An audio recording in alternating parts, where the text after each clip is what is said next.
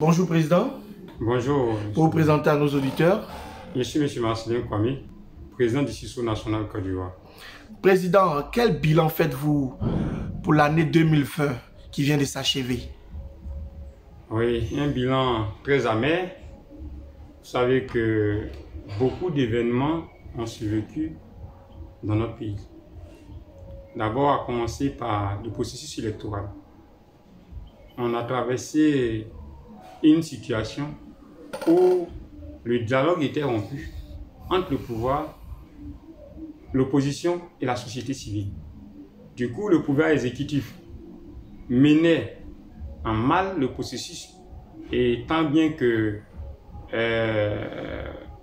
les Ivoiriens sont laissés pour compte, l'opposition n'a pas pu obtenir le dialogue, et ce que les Ivoiriens devaient vivre a été catastrophique. D'abord, en parlant des bilans, je le disais tantôt que c'est un bilan amer, les Ivoiriens ne se parlent plus. Les Ivoiriens n'avaient plus confiance, non seulement en leur pays, quand je vais parler dans leur pays, en leurs gouvernants. Et nos gouvernants ne voulaient pas aussi parler avec l'opposition. Donc du coup, chacun était sur le qui-vive. Le gouvernement sortant qui s'organisait avec sa stratégie pour se maintenir au pouvoir d'État, et l'opposition aussi dans sa stratégie pour parvenir au pouvoir d'État. Du coup, ce bras de fer nous a amenés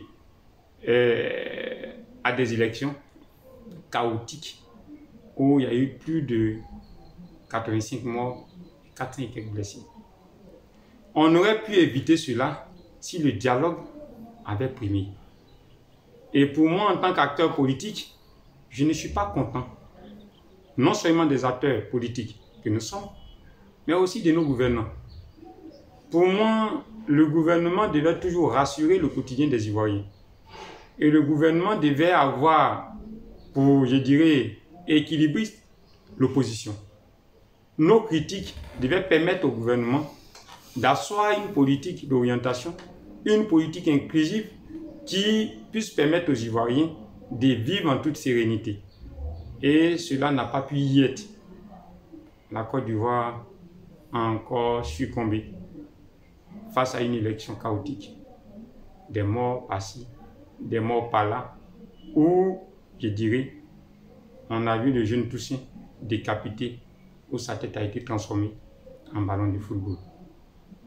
C'est la première fois en Côte d'Ivoire que nous avons pu vivre cet événement où les Ivoiriens ont ça encore en mémoire, en esprit. Et donc pour moi, le bilan n'est pas bon pour 2020. Je voudrais ici m'incliner devant les dépouilles de ces personnes disparues, dire aux familles des victimes et ceux qui sont blessés, qui sont aujourd'hui dans les hôpitaux, leur dire prompt rétablissement.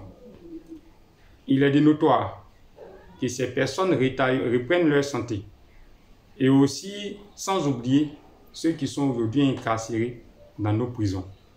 Pour la politique, pour l'instauration de la démocratie, ils ont été arrêtés. On a vu des femmes comme Balé Pulchéry, la société civile, qui ne revendiquaient que l'application des droits et de notre loi fondamentale.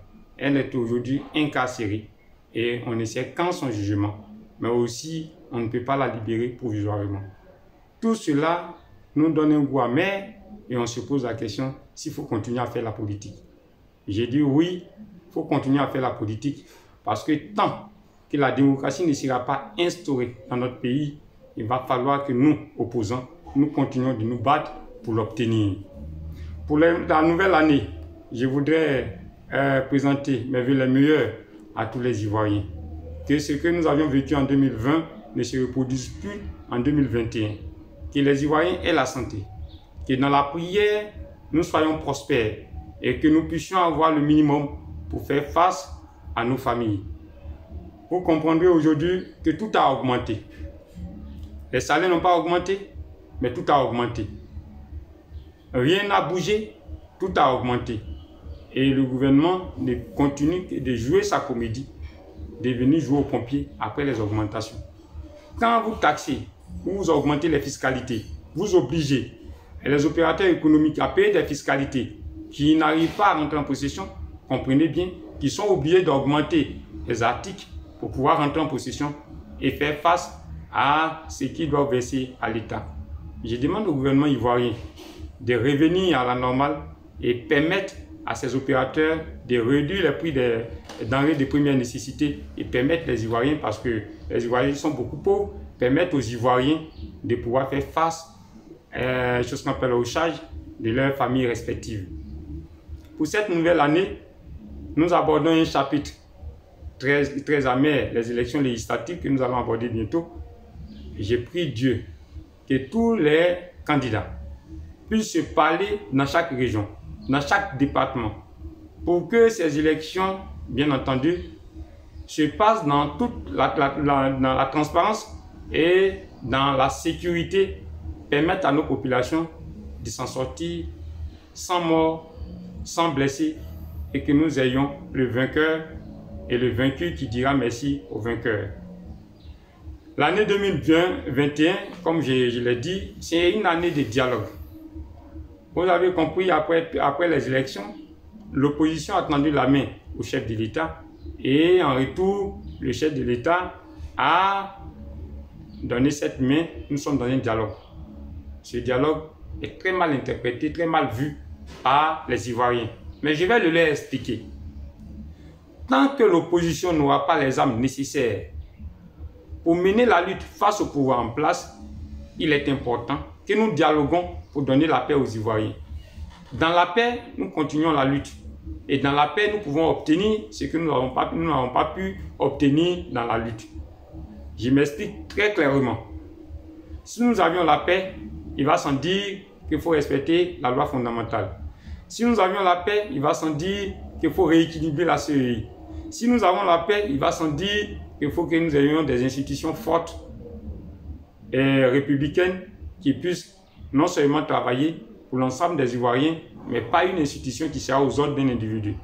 Et donc, je demande aux Ivoiriens d'accepter ce dialogue instauré par le pouvoir en place. Nous allons dialoguer au prix de ce que nous pouvons obtenir. Mais il n'est pas question que nous rejetons le dialogue. Quelle que soit la difficulté, il faut que le dialogue puisse primer. Parce qu'on ne pourra pas faire la guerre. Président, quelles sont vos perspectives pour 2021?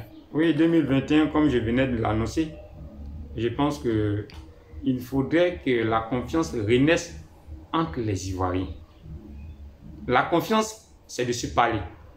La confiance, c'est de se fréquenter. La confiance, c'est d'apporter le mieux-être au peuple. La confiance, c'est de tout faire ensemble. La confiance, c'est de s'asseoir à une table ronde et se parler. Fasse confiance aux Ivoiriens, qui travaillent avec l'ensemble des Ivoiriens, qui puissent faire confiance aux acteurs politiques, qui travaillent avec les opposants que nous sommes. Nous ne sommes pas des ennemis, nous ne sommes même pas des adversaires. C'est à la compétition que nous devenons adversaires. Mais quand il n'y a pas de compétition, nous sommes tous des Ivoiriens et nous travaillons pour la Côte d'Ivoire. Tout dernièrement, vous avez vu le dialogue qui quand même s'est amorcé entre le président Bédié et le président Alassane Ouattara. Ce dialogue, les Ivoiriens attendent beaucoup d'eux. Et la troisième personne qui rentre en ligne de compte, c'est M. Laurent Gbagbo. Nous demandons son retour et qu'il prenne part à cette assise pour donner cette confiance aux Ivoiriens. Que les partisans de M. Laurent Gbagbo se mettent en tête que de toutes les façons, ce qui est gâté est gâté. On ne va pas chercher à détruire, mais on va chercher à réparer.